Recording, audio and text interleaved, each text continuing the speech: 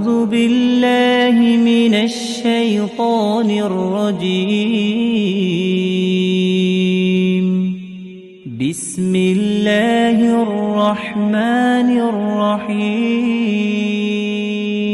السلام عليكم ورحمة الله وبركاته.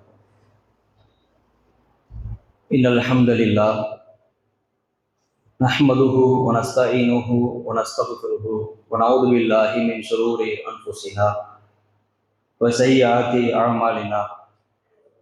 من يهده الله فلا مضل له ومن يضلل فلا هادي له. وأشهد أن لا إله إلا الله وحده لا شريك له وأشهد أن محمدا عبده ورسوله. أما بعد فأعوذ بالله من الشيطان الرجيم. يا أيها الناس اتقوا ربكم الذي خلقكم من نفس واحدة وخلق منها زوجها وبث منهما رجالا كثيرا ونساء واتقوا الله الذي تساءلون به والأرحام إن الله كان عليكم رقيبا. يا أيها الذين آمنوا اتقوا الله وقولوا قولا سديدا يصلح لكم أعمالكم ويغفر لكم ذنوبكم ومن يطع الله ورسوله فقد فاز فوزا عظيما. اللهم صل على محمد وعلى آل محمد كما صليت على إبراهيم وعلى آل إبراهيم إنك حميد مجيد. اللهم بارك على محمد وعلى آل محمد كما باركت على إبراهيم وعلى آل إبراهيم إنك حميد مجيد.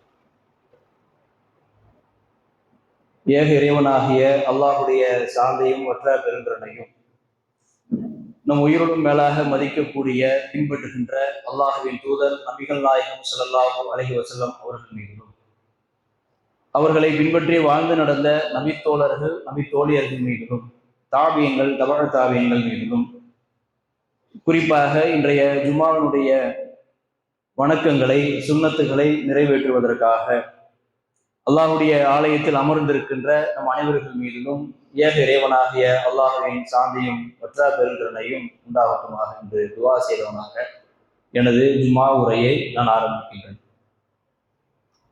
கண்ணியத்திற்குரிய எல்லாமல்ல அல்லாஹுவின் நல்லடியார்களே, சகோதர சகோதரிகளே,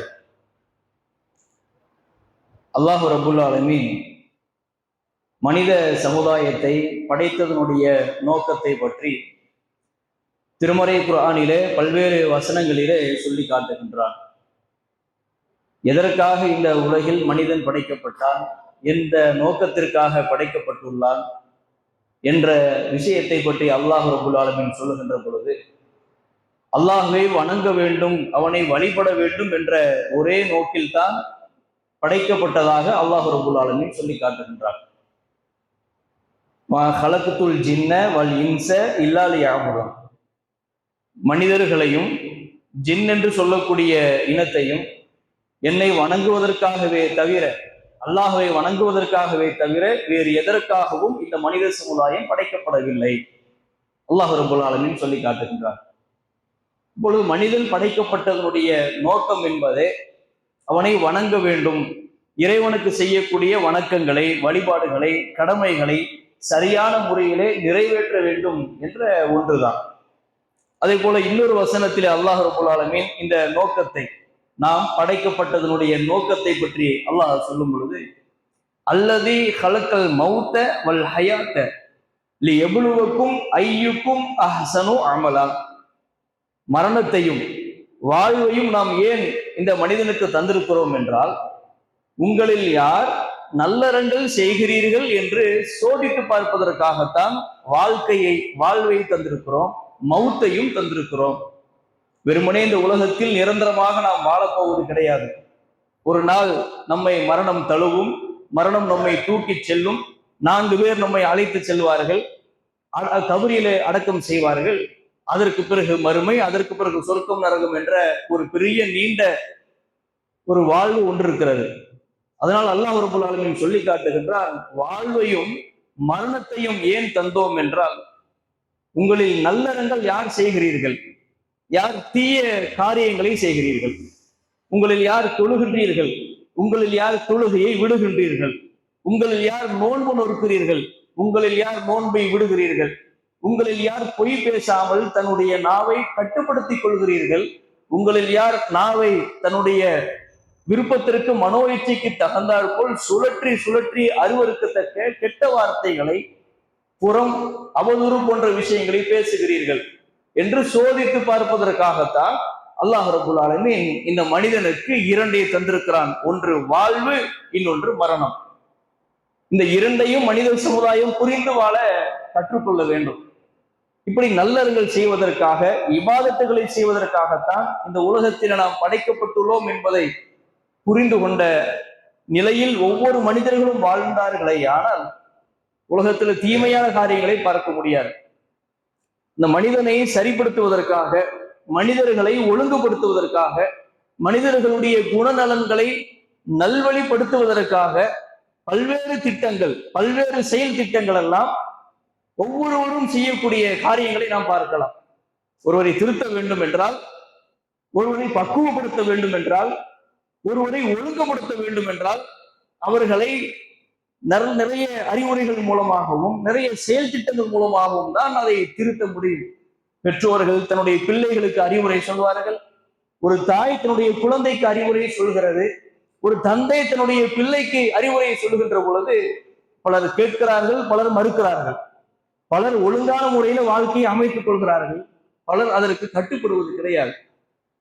2 மாத காலம் நம்முடைய செயல் திட்டங்கள் என்னவாக இருந்தது? தொழுகையை பற்றியதாகவே நம்முடைய திண்டல் பகுதியில தொழுகையை பற்றியதாகவே முழுக்க முழுக்க இறைவனை வணங்க வேண்டும், வழிபட வேண்டும், இஸ்லாமிய மார்க்கத்தினுடைய அடிப்படை தூணாக திகழக்கூடிய 2வது கடமையாக இருக்கக்கூடிய ஐவேளை தொழுகை, அதை சரிபடுத்த வேண்டும். நம்முடைய மொஹல்லாவிலே ஒவ்வொரு முஸ்லிம்களும், ஒவ்வொரு சிறுவர்களும், ஒவ்வொரு பெண்களும் ஐவேளை தொழுகையை பேண வேண்டும் என்ற அடிப்படையில் ஒரு அஜெண்டாவை கையில் எடுத்து ஹையா அல ஸலாஹ், தொழுகையின் பக்கம் வாருங்கள் என்ற ஒரு 2 மாத கால செயல் திட்டம் அறிவித்து அது முடிந்த நிலையில் இருக்கின்றது, முடிவுக்கு வந்திருக்கிறது. அந்த அடிப்படையில அந்த விஷயம் நமக்கு கற்றுக் கொடுத்தது என்ன, அதன் மூலமாக நாம் பெற்ற படிப்பினைகள் என்ன என்ற விஷயங்களை நாம் அறிந்து கொள்ள கடமைப்பட்டிருக்கிறோம். அல்லாஹ் ரப்பல் ஆலமீன் திருமறை குர்ஆனிலே மனித சமுதாயம் படைக்கப்பட்டதனுடைய நோக்கத்தை தெள்ள தெளிவாக சொல்லிவிட்டான். இறைவனை வணங்க வேண்டும் என்பதற்காகத்தான், அவனை தொழ வேண்டும் என்பதற்காகத்தான். இந்த தொழுகை என்கிற ஒரு இபாதத்து ஒரு முஸ்லிமிடத்தில் இல்லை என்று சொன்னால் அவன் முஸ்லிமே கிடையாது. நோன்பு வைக்கல, இன்னும் பிற இபாதத்துகளை செய்யல, அது 2வது. தான தர்மங்கள் செய்யல, அது 2வது. ஜகாத்து கொடுக்கவில்லை, அது 2வது. சாலையில் நடந்து செல்கின்ற பொழுது ஒரு கல்லோ முள்ளோ சாலையில் கிடக்கிறது என்றால் அதை அகற்றவில்லை, பார்க்காதவனை போல நடந்து சென்று கொண்டிருக்கிறான், 2வது. ஆனால் இஸ்லாமிய மார்க்கத்தினுடைய 5 தூண்களில் நிறுவப்பட்டிருக்கக்கூடிய இஸ்லாம் 5 தூண்கள் மீது நிரூபிக்கப்பட்டிருக்கிறது, நிறுவப்பட்டுள்ளது. அப்படிப்பட்ட அந்த 5 கடமைகளில் ஏகத்துவ கலிமாவிற்கு அடுத்ததாக அல்லாஹ் ரப்பல் ஆலமீன் சொல்லி காட்டுவது, அல்லாஹ்வின் தூதர் சொல்கிறார்கள், ஸலா, தொழுகையை பேணுங்கள், தொழுகையை நிலைநாட்டுங்கள், அகீமு ஸலா, தொழுகையை நிலைநாட்டுங்கள் என்று அல்லாஹ் ரப்பல் ஆலமீன் பல்வேறு வசனங்களிலே திருக்குர்ஆனில் சொல்லி காட்டுகின்றார். 2வது கடமைங்க, ஒவ்வொரு முஸ்லிம்களுக்கும் 5 கடமைகள் கட்டாயம். அந்த 5 கடமைகளில் 2வது கடமையாக திகழக்கூடியது ஏகத்துவ கலிமாவிற்கு பக்கத்தில் இருக்கிறது. லா இலாஹ இல்லல்லாஹ் முஹம்மது ரசூலுல்லாஹ் என்ற வணக்கத்திற்கு தகுதியானவன் அல்லாஹ் ஒருவனை தவிர வேறு இல்லை, வேறு இறைவன் இல்லை. முகமது நபி அவர்கள் அல்லாஹ்வின் தூதர், அல்லாஹ்வின் அடியார் என்ற அந்த ஏகத்துவ கலிமா இருக்குது பாருங்க, அடிப்படையான விஷயம். ஒவ்வொரு இஸ்லாமியனும் தன்னுடைய மார்பில் ஏந்தி கொண்ட விஷயம். அந்த ஏகத்துவ கலிமாவிற்கு பக்கத்தில் இருக்கிறதா தொழுகை, 2வது கடமை. அது இல்லை என்று சொன்னால் இந்த உலகிலே பலர் சாதாரணமான ஒரு மனிதர்களாகத்தான் கருதப்படுவார்கள். முஃமின் என்று சொல்லக்கூடிய அந்த அந்தஸ்தில் அவர்கள் வரமாட்டார்கள். காரணம் என்ன தெரியும்? தொழுகை இல்லையே. செல்வந்தனாக இருக்கிறான், உடலில் பலம் இருக்கிறது, உடலில் ஆரோக்கியம் இருக்கிறது, நிறைய காசு பணம் வச்சிருக்கிறான், மக்கள் அவனை பாராட்டுகிறார்கள், புகழ்கிறார்கள், புகழுக்கு சொந்தக்காரனாக உலகில் வாழ்ந்து கொண்டிருக்கிறான். ஆனால் தொழுகை இல்லை என்று சொன்னால் அவன் எதற்கும் சமம் இல்லை. யோசித்து பாருங்க.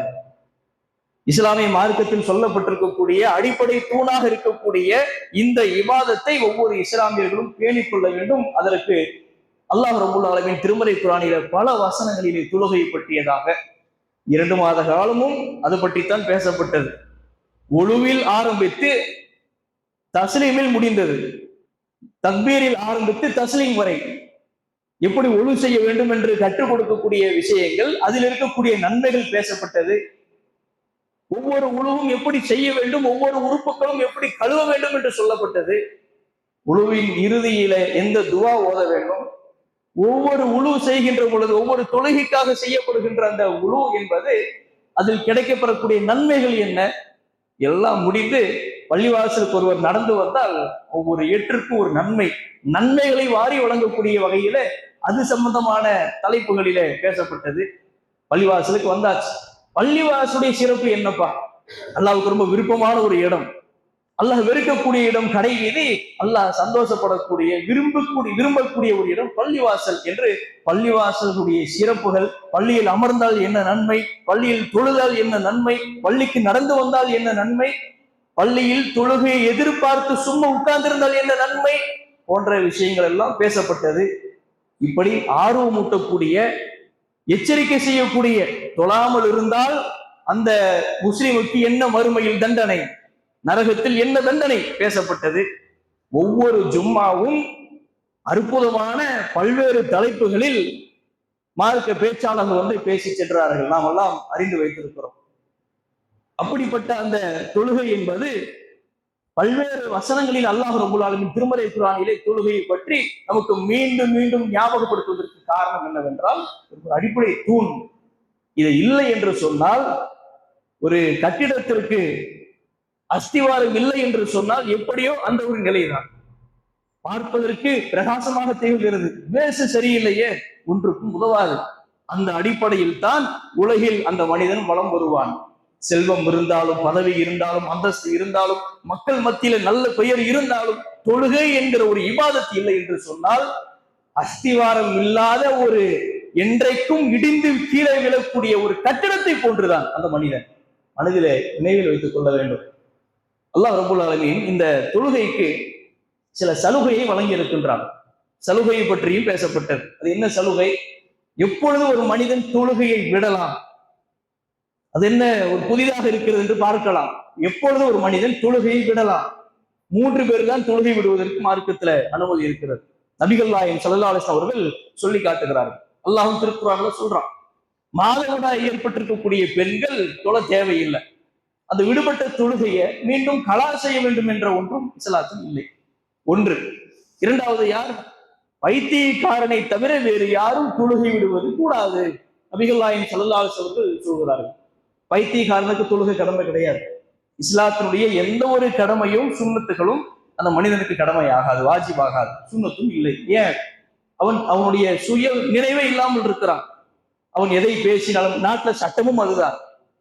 அப்படிப்பட்ட நிலையில் உள்ள ஒரு பைத்தியக்காரனுக்கு தொழுகை கடமை இல்லை. மூன்றாவதாக பார்க்கிறோம் யார் என்று சொன்னால், இஸ்லாத்தினுடைய பல சட்டத்திட்டங்களை வைத்து பார்க்கின்ற பொழுது மூன்றாவது யார்? மையத், மரணித்த நபருக்கு தொழுகை கடமை கிடையாது. அவருக்குத்தான் நாம தான் தொழுகை வைக்கணும். ஒரு மனிதன் ஜனாசாவாகி விட்டால் அந்த ஜனாசாவிற்கு தொழுகை கடமையா? இல்லை. அந்த மனிதருக்காக நாம் தான் என்ன செய்வோம்? ஜனாசா தொழுகை நடத்துவோம். ரகாத்து கிடையாது. நின்ற நிலையிலே அந்த தக்பீர்களை சொல்லி அவருக்காக பாவ மன்னிப்பு துஆ கேட்டு இறுதி தொழுகை ஜனாசா தொழுகை. ஆனால் அதே நேரத்தில் அந்த மனிதர் மரணிப்பதற்கு முன்பாக ஒரு 7 மணிக்கு மரணிக்கிறாருன்னு வைங்க, 6:30 அவர் மக்ரிபு தொழவில்லை என்றார். 7 மணி இரவு நேரத்திலே 7 மணிக்கு ஒரு மரணிக்கிறார்னு சொன்னா 6:30 மக்ரிபு தொழுகிறேன்னு வைங்க, அவருக்கு மறுமையில கேள்வி விசாரணை இருக்கிறது. ஏப்பா மக்ரிபு தொழுகிறேன்னு நல்லா கேட்பான். நல்லா நான் தான் 7 மணிக்கு மௌத்தா போயிட்டேனே, நீ மரணித்தது 7 மணி, 6:30 ஏன் நம்ம கடமையை நிறைவேற்றவில்லை? அல்லாஹ் கேள்வி கேட்பான். 5 மணிக்கு மாலை 5 மணிக்கு ஒருவருக்கு உயிர் பிரிகிறது என்றால் அசருடைய நேரம் 4 மணி 4:30 ஏன் தொழவில்லை? 2 மணிக்கு ஒரு மதிய வேளை மரணிக்கிறார். ஜும்மாவுடைய நேரத்தில் பிறகு ஒருவர் மரணிக்கிறார். ஏப்பா ஜும்மா தொழுகல? அல்லாஹ் கேள்வி கேட்பார். மரணிக்கக்கூடிய அந்த மரணம் என்பது ஒரு மனிதன் இந்த உலகத்தை விட்டு பிரிந்து செல்லக்கூடிய ஒரு நிலை, தன்னுடைய குடும்பத்தை விட்டு பிரிந்து செல்லக்கூடிய ஒரு நிலை. இப்படிப்பட்ட நிலையில் இருந்தாலும் மரணிப்பதற்கு முன்பாக அவன் மீது தொழுகை கடமை என்று சொன்னால் அதை நிறைவேற்றி விட்டுத்தான் அவன் மரணிக்க வேண்டும். அந்த கடமையை நிறைவேற்றணும். அவருடைய உடலில் உயிர் இருந்தால் தொழுகை கடமை என்றால் அதை நிறைவேற்ற வேண்டும். நபிகள் நாயகம் ஸல்லல்லாஹு அலைஹி வஸல்லம் அவர்கள் அந்த அளவிற்கு தொழுகையினுடைய அவசியத்தை, சலுகைகளை எல்லாம் நமக்கு சொல்லிவிட்டார்கள். என்ன சொன்னாங்க? நிக்க முடியலப்பா, உட்கார்ந்து தொழு. உட்கார முடியல, படுத்த நிலையில் இறைவனை தொழு. நபிகள் நாயகம் ஸல்லல்லாஹு அலைஹி வஸல்லம் அவர்கள் நமக்கு அந்த ஒரு சலுகையும் காட்டியதில் இருந்து என்ன புரிகிறது? இந்த தொழுகை விடுவதற்கு அனுமதி இல்லை. அந்த அளவிற்கு அல்லாஹ் ரப்பல் ஆலமீன் இதை கட்டாய கடமையாக்கி இருக்கிறான். இதை மறந்து ஒரு மனிதன் இந்த உலகில வாழ்வை அமைத்துக் கொள்ள கூடாது. ஏன் காரணம் என்ன தெரியுமா? இதற்காகத்தான் நாம் படைக்கப்பட்டோம். இந்த நோக்கத்திற்காகத்தான் படைக்கப்பட்டோம். நபிகள் நாயகம் ஸல்லல்லாஹு அலைஹி வஸல்லம் அவர்கள் இந்த விஷயத்துல அலட்சியம் காட்டக்கூடாது என்று சொன்னார்கள். கஅப் இப்னு மாலிக் என்று சொல்லக்கூடிய ஒரு நபித்தோழர், போருக்கு அழைப்பு கொடுக்கப்படுகிறது. அந்த போருக்கு என்ன செய்யவில்லை? அவர் செல்லவில்லை. நோயும் இல்லை, வேறு விதமான நிர்பந்தமான சூழல்களும் இல்லை, சும்மா லீவு போட்டுட்டார். கஅப் இப்னு மாலிக் ரலியல்லாஹு அன்ஹு அவர்கள் இந்த போருக்கு செல்லாமல் வீட்டிலேயே தங்கிவிட்டார்கள். அல்லாஹ் கோபப்படுகிறான். நபித்தோழர்கள், இன்ன பிற நபித்தோழர்கள் கோபப்படுகிறார்கள். அல்லாஹ்வின் தூதரவர்கள் கோபப்படுகிறார்கள். பல நபித்தோழர்களுக்கு கோபத்திற்கு உள்ளானவராக கஅப் இப்னு மாலிக் அவர்கள் இருந்தார்களா இல்லையா?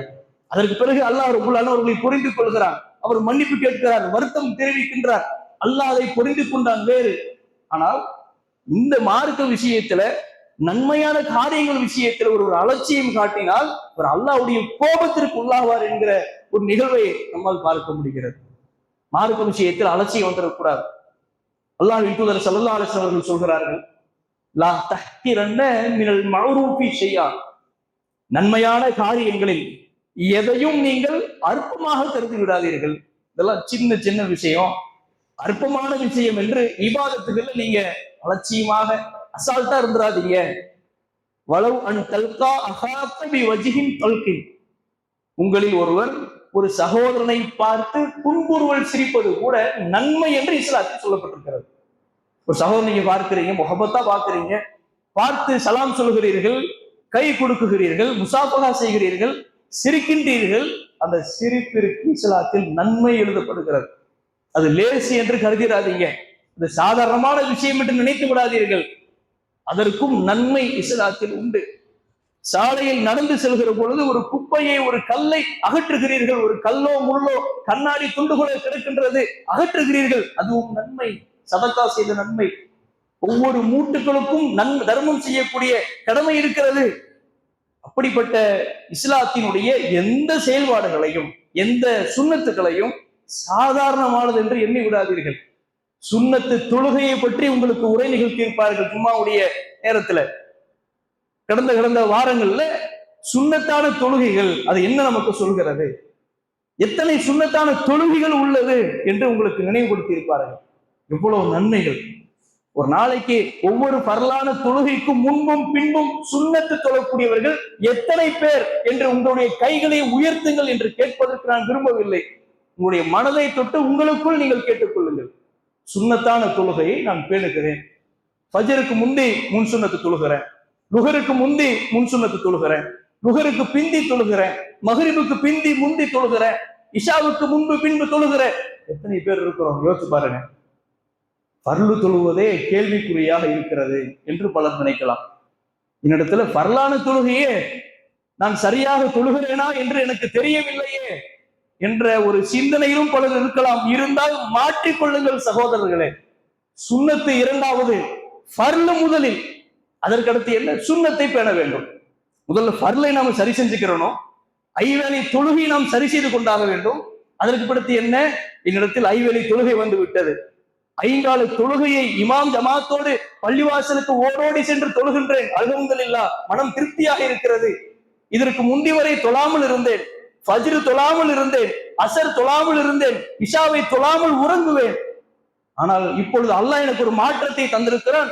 ஐவேளை தொழுகையை பேரக்கூடியவனாக அல்லாஹ் என்னை மாற்றி விட்டானே, அல்ஹம்துலில்லாஹ் என்று சொல்லிவிட்டு அடுத்து என்ன செய்யணும் தெரியுமா? சுன்னத்து தொழுகைக்கு இஸ்லாத்துல முக்கியத்துவம் கொடுக்கப்பட்டிருக்கிறது இல்ல, ஆர்வமூட்டப்பட்டிருக்கிறது இல்ல. அந்த சுன்னத்தான தொழுகை இன்ஷா அல்லாஹ் நான் தொழுவேன் என்று ஒவ்வொருவரும் ஆர்வம் காட்டணும்.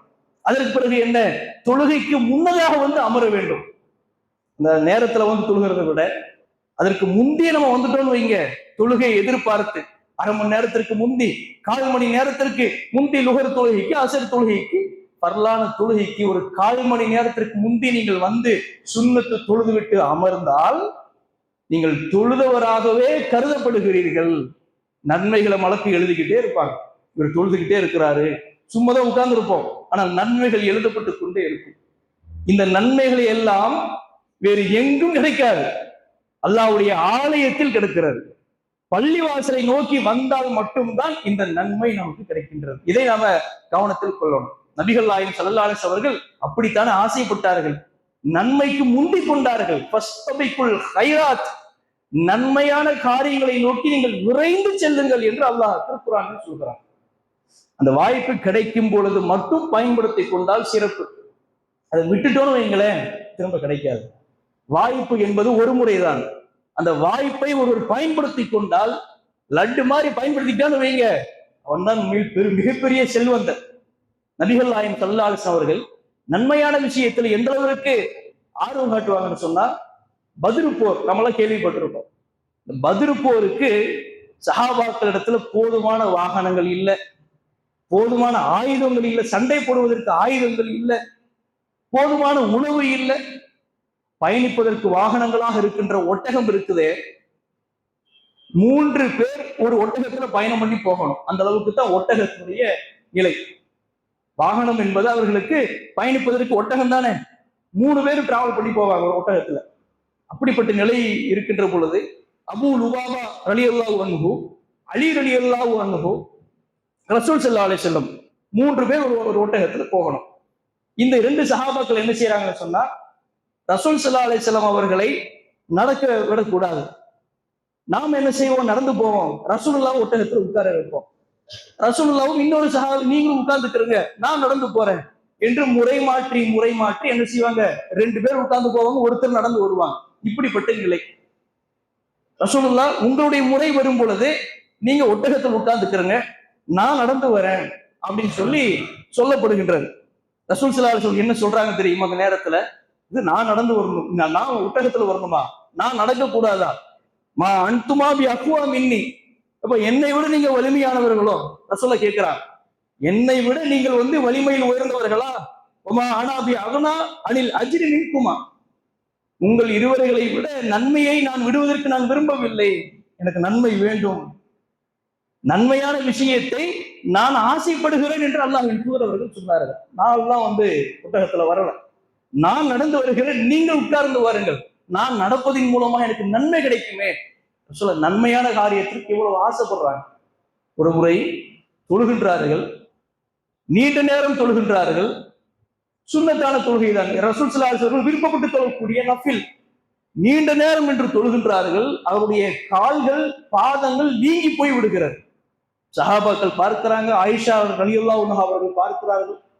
லிம தஸ்னஉ ஹாதா யா ரசூலல்லாஹ், எதற்காக நீங்கள் இப்படி தொழ வேண்டும்? வக்கது கஃபரல்லாஹு லக மா தகத்தம மின் தம்பிக வ மா தஅக்கர், உங்களுடைய முன்பின் பாவங்கள் மன்னிக்கப்பட்டது அல்லவா? அல்லாஹ் உங்களுடைய முன்பின் பாவங்களை மன்னித்து விட்டால், இந்த அளவிற்கு கால்கள் வீங்கக்கூடிய அளவிற்கு நீங்கள் நீண்ட நேரம் நின்று வணங்குகிறீர்களே என்று கேள்வி வைக்கப்படுகிறது. ரசூல் ஸல்லல்லாஹு அலைஹி வஸல்லம் அவர்கள் அப்படி நீண்ட நேரம் நின்று தொழுகை பேணக்கூடிய அளவிற்கு ரசூலுல்லாஹ்வுக்கு தாக்கத்து இருக்கிறது. நமக்கு அப்படி கிடையாது. இரவு நேர ரமலான்ல இரவு நேர தொழுகையில அர்-ரஹ்மான் ஓதுகின்ற பொழுது தலையை சுரையிறோம். ரஹ்மான் ஓதுறாங்களே, ரொம்ப நேரம் நிக்கணுமே, இப்படி பார்க்கிறாங்க பல பேர். அல்லாஹ்வின் தூதர் ஸல்லல்லாஹு அலைஹி வஸல்லம் அவர்கள் ஒரு ரக்காத்துல சூரத்துல் பக்ரா ஓதுவாங்க, ஆல் இம்ரான் ஓதுவாங்க, நிசா ஓதுவாங்க, மாற்றி ஓதி இருக்கிறாங்க. சூரத்துல் பக்ரா ஓதுவாங்க, அப்புறம் அந்நிசா என்ற 4வது அத்தியாயத்தை ஓதுவார்கள். அதற்கு பிறகு சூரா ஆல் இம்ரான் 3வது அத்தியாயத்தை ஓதி இருக்கிறார். சூறாவை மாற்றி ஓதுவதற்கு ஆதாரம் இருக்கிறது. 3 சூறாவையும் ஒரே ரக்காத்துல ஓதி இருக்கிறாங்க. சூரத்துல் பக்ரா இருப்பதிலேயே திருக்குரானிலேயே பெரிய சூரா ஓதி முடிக்கிறாங்க. சஹாபாக்கள் எல்லாம் ரசூலுல்லாஹ் ருக்கு போவாங்கன்னு நினைச்சுக்கிட்டு இருக்கிற நேரத்துல திடீர்னு அன்னிசா சூரா ஆரம்பிக்கிறாங்க. சரி, அன்னிசா ஓதி முடிச்சுட்டு ருக்கு போவாங்கன்னு நினைக்கிறாங்க. ரசூலுல்லாஹ் ஆல் இம்ரான் சூரா ஓதுறாங்க. 3 சூறாக்கள் எவ்வளவு மணி நேரம் இருக்குன்னு எடுத்து பாருங்க. காரிகள் ஓதி இருப்பாங்க, சூரத்துல் பக்ரா நீண்ட நேரம் ஓதி இருப்பாங்களே, காரிகள் ஓதி இருப்பாங்களே, எடுத்து பாருங்க எவ்வளவு நேரம் நிறுத்தி நிதானமாக ஓதுகின்ற பொழுது எவ்வளவு நீண்ட நேரம். அந்த அளவிற்கு ரசூலுல்லாஹ்வுக்கு தாக்கத்து இருக்கிறது. அப்படி தொழுகையை பேணுகின்ற பொழுது கால்கள் வீங்கி விட்டது. எதற்காக நீங்கள் இப்படி கால்கள் வீங்கக்கூடிய அளவிற்கு தொழுகின்றீர்கள் அல்லாஹ் இருப்பதே? ரசூலுல்லாஹ்வுடைய பதில் என்ன தெரியுமா? என்ன சொன்னார்கள் தெரியுமா?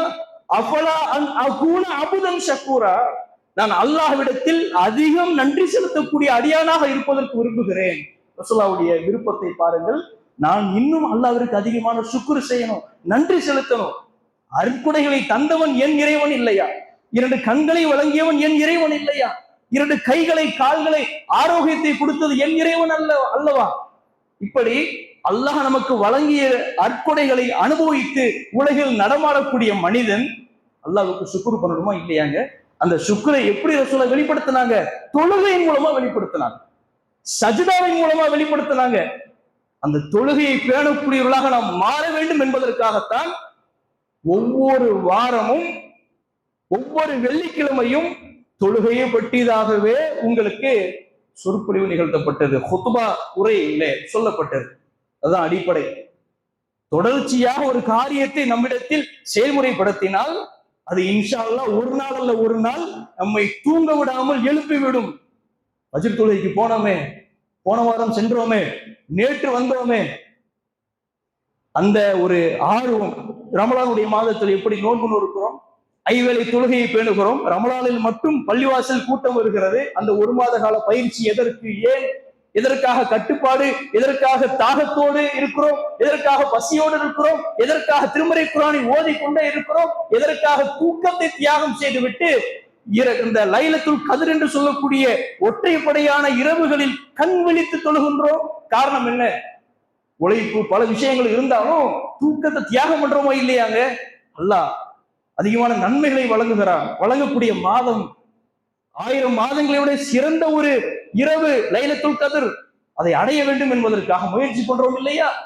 1 மாத கால பயிற்சி, 1 மாத காலத்தில் ஐவேளை தொழுகைக்கு பள்ளிவாசலுக்கு வந்து சென்றோமே, அது எதற்காக? ரமலானும் வரை இருக்கிறது. அந்த பயிற்சி தொடர வேண்டும் என்பதற்காகத்தான் அல்லாஹ் அப்படி 1 மாத காலத்தை நமக்கு வழங்கியிருக்கிறான். அந்த அடிப்படையில தொழுகையை பற்றி பேணி கொள்ள வேண்டும் என்பதற்காக ஒவ்வொரு இஸ்லாமியர்களும் எந்தெந்த அடிப்படையில் தன்னை அமைத்துக் கொள்ள முடியுமோ, தங்களை மாற்றிக்கொள்ள முடியுமோ, இன்ஷா அல்லாஹ் அது போன்ற விஷயங்களை எல்லாம் நாமே மாற்றிக்கொள்ள வேண்டும். அல்லாஹ் ரப்பல் ஆலமீன் திருமறை குர்ஆனிலே பல்வேறு வசனங்களில் நமக்கு ஞாபகப்படுத்துவது தொழுகை பற்றித்தான். தொழுது கொள்ளுங்கள், தொழுகை நிலைநாட்டுங்கள், தொழுகையுடைய பாவங்களை விட்டும் தடுக்கும். சக்கர் என்று சொல்லக்கூடிய நரகத்தில் விழுந்த நரகவாசிகளை இடத்துல சொர்க்கவாசிகள் கேட்கிறார்கள், மா சலத்துக்கும் ஃபீ சக்கர், ஏன் சக்கர்ல விழுந்தீங்க? சொர்க்கவாசிகள் கேட்கிறாங்க. நரகவாசியுடைய பதில் என்ன தெரியுமா? காலு, அவங்க சொன்னாங்க, லம்னக்கும் மினல் முஸல்லீன், உங்களோடு சேர்ந்து நாங்கள் தொழுகவில்லை. ஃபர்ஸ்ட் இதுதான் சொல்றாங்க. நான் தர்மம் பண்ணல, அது 2வது. ஃபர்ஸ்ட் என்ன வார்த்தை சொல்றாங்க? நாங்க தொழுகலங்க, அதனால நரகத்துக்கு வந்துட்டோங்கிறாங்க. இந்த வார்த்தையை மனதில் பதிய வைத்துக் கொள்ள வேண்டும். தொழுகை என்ற ஒரு இபாதத் ஒரு முஸ்லிமிடத்தில் இல்லை என்று சொன்னால் சொர்க்கம் கேள்விக்குறி. நான் அதை செய்தேன், இதை செய்தேன், இந்த காரியத்தை செய்தேன், அந்த காரியத்தை செய்தேன், அதெல்லாம் செஞ்சப்பா, என்னை வணங்கினாயா என்று அல்லாஹ் கேள்வி கேட்டால் அதற்கு நம்மிடத்தில் என்ன பதில் இருக்கிறது? அன்பு சகோதர சகோதரிகளே, அதை அடிப்படையாக வைத்து தொழுகையை பேணிக் கொள்ளுங்கள். இந்த 2 மாத கால செயல் திட்டம், ஹய்ய அலஸ்ஸலா, தொழுகையின் பக்கம் வாருங்கள் என்கிற 2 மாத கால செயல் திட்டம் தான் முடிந்தது. செயல்பாடுகள் முடிவு பெறவில்லை. செயல்பாடுகள் ஆயுள் வரைக்கும் இருக்க வேண்டும். உங்களுக்கு கொடுக்கப்பட்ட நோட்டீஸ்கள் முடிந்து விடலாம், அந்த நோட்டீஸ்களில் எழுதப்பட்ட பேணாமை தீர்ந்து விடலாம், ஆனால் அதனுடைய செயல்பாடுகளுக்கு முடிவு கிடையாதுங்க. தொடர்ச்சியாக நாம் இதை செய்து கொண்டே இருக்க வேண்டும். இன்ஷா அல்லாஹ் எதிர்வரக்கூடிய ஒவ்வொரு நாட்களிலேயும் இந்த இபாதத்தை நினைவுபடுத்தக்கூடிய வகையில தொழுகையை பற்றி பேணிக் கொள்ள வேண்டும் என்ற அடிப்படையில இன்ஷா அல்லாஹ் உங்களுடைய வீடு தேடி வருவோம். நாங்கள் விடப்போவதில்லை. நீங்கள் மறந்து வாழ்ந்தாலும் நீங்கள் மறந்திருந்தாலும் வீடு தேடி ஒவ்வொரு முஸ்லிம்களுடைய வீடுகளின் கதவுகளை தட்டி ஃபஜ்ர் தொழுகைக்கு எழுப்புவோம் இன்ஷா அல்லாஹ். காரணம் என்ன தெரியுமா? இந்த 2 மாத கால செயல் திட்டத்துல நாம் பார்த்த வகையில சிறுவர்கள் எல்லாம் ஆர்வமாக தொழுகிறார்கள். ஃபஜ்ர் தொழுகைக்கு வராங்க, அசருக்கு வராங்க. முனாஃபிக்கின்களுக்கு இஷா பிடிக்காத அந்த இஷாவுடைய தொழுகை பேணுகிறார்கள். ஃபஜ்ருடைய தொழுகை முனாஃபிக்கின்களுக்கு நயவஞ்சர்களுக்கு பிடிக்காத அந்த ஃபஜ்ருடைய தொழுகையை சிறுவர்கள் வந்து தொழுகிறார்கள். 6 வயது சிறுவன் வருகிறான். ஃபஜ்ர் தொழுகைக்கு வராத 40, 50, 30 வயது, 25 வயது இருக்கக்கூடிய இளைஞர்களே, 6 வயது இருக்கக்கூடிய சிறுவன் வருகிறான் ஃபஜ்ர் தொழுகைக்கு. உங்களுடைய பிள்ளைகள் வருகிறார்கள். 2 மாத காலம் உங்களுடைய பிள்ளைகள், நீங்கள் பெற்றெடுத்த பிள்ளைகள் வந்தார்கள். மகிழ்ச்சியாக இருந்தது. பரவாயில்லையே, சிறுவர்கள் எல்லாம் வந்து, இளைஞர்கள் எல்லாம் வந்து தொழுகிறார்கள் என்று பார்த்தோம். பெண்கள் ஆர்வமாக இந்த அஜெண்டாவை அறிவிப்பு செய்த, அதாவது தொழுகையை பற்றி மக்களுக்கு அறிவிப்பு செய்து தொழுகையை பேணிக் கொள்ள வேண்டும், நரகத்திற்கு தள்ளப்படக்கூடிய காரியமாக தொழுகையை பேணாதவர்களுக்கு நரகம்தான் என்ற எச்சரிக்கைகளை, ஆர்வங்களை எடுத்து சொல்கின்ற பொழுது அவர்களும் பெண்களிடத்திலையும் நிறைய வரவேற்பு இருந்தது. இன்னும் என்னென்ன நிகழ்ச்சிகள் இருக்கிறது, எங்களுக்கு அழைப்பு இல்லையா என்றெல்லாம் ஆர்வமாக வந்து பெண்களும் கேட்டார்கள். இந்த நிகழ்ச்சியில எங்களுக்கு அனுமதி உண்டா? அதே போல தொழுகை பயிற்சி, இந்த 2 மாத காலத்துல தொழுகை பயிற்சி சிறுவர்களை நிறுத்த செய்து எப்படி தொழ வேண்டும் என்ற தொழுகை பயிற்சி வழங்கப்பட்டது. நிறைய சிறுவர்கள் கலந்து கொண்டார்கள். எப்படி தொழ வேண்டும்? தொழுதால் சொர்க்கம் போயிட முடியாதுங்க, நினைவில் வைத்துக் கொள்ளுங்கள். தொழுதால் சொர்க்கம் சென்று விட முடியாது. அந்த தொழுகையை நபிகள் நாயகம் ஸல்லல்லாஹு அலைஹி வஸல்லம் அவர்கள் சொல்லி கொடுத்த முறையில் தொழுதால் அந்த தொழுகை செல்லும். ருக்குவை ஒருவன் சரியாக செய்யவில்லை, தொழுகை செல்லாதுங்கிறாங்க ரசூலுல்லாஹ். சஜிதாவை ஒருவன் சரியாக செய்யவில்லை, தொழுகை செல்லாதுப்பா, போ வீட்டுக்கு போ என்று அல்லாஹ்வின் தூதர் கண்டிக்கின்றார்கள். ருக்குவையும் சஜிதாவையும் பரிபூர்ணமாக செய்யாதவனுடைய தொழுகை செல்லாது. சூரத்துல் ஃபாத்தியா ஒருத்தன் ஓதாம நிற்கிறார் ஒருவர் தொழுகையில, அந்த தொழுகை செல்லாதுங்கிறான். அந்த அளவிற்கு தொழுகையில பல விஷயங்கள் இருக்கிறார். தலை ருக்குல தொங்க போடக்கூடாது, ருக்கு முதுகு நேராக இருக்க வேண்டும். சஜிதாவில் நம்முடைய தொடை வயிற்று பகுதியில் ஒட்டி இருக்கக்கூடாது என்கிறார்கள். கைகளை விரிக்கக்கூடாது என்கிறார்கள். கைகளை எப்படி உயர்த்த வேண்டும் என்கிற முறை சொல்லப்பட்டிருக்கிறது. அந்த பயிற்சி அளிக்கப்பட்டது. அந்த அடிப்படையில இன்ஷா அல்லாஹ் ஒவ்வொரு சகோதரர்களுடைய வீடுகளுக்கும் இன்ஷா அல்லாஹ் நாங்கள் வருவோம். ஃபஜ்ருடைய தொழுகைக்கு எழுப்புவோம். ஒவ்வொருவரும் தொழுகையாளிகளாக நாம் மாற வேண்டும். அல்லாஹ் ரப்பல் ஆலமீன் எந்த நோக்கத்திற்காக நம்மை அனுப்பி இருக்கிறானோ அந்த நோக்கம் இறைவனை வணங்க வேண்டும் என்கிற அடிப்படையில் தான் அந்த வணக்கத்தை சரியாக செய்யக்கூடிய, செம்மையாக செய்யக்கூடியவர்களாக அல்லாஹ் ரப்பல் ஆலமீன் உங்களையும் உங்கள் குடும்பத்தார்களையும் என்னையும் என் குடும்பத்தார்களையும் தொழுகையாளிகளாக மாற்றி ஜன்னத்துல் ஃபிர்தௌஸ் என்று சொல்லக்கூடிய சுவனத்திற்கு சொந்தக்காரர்களாக அல்லாஹ் நம்மை ஆக்குவானாக என்று சொல்லி முடிக்கின்றேன். முதல் உரையை முடிக்கின்றேன். வாஹிர் தவானா அனில் ஹம்துலில்லாஹ்.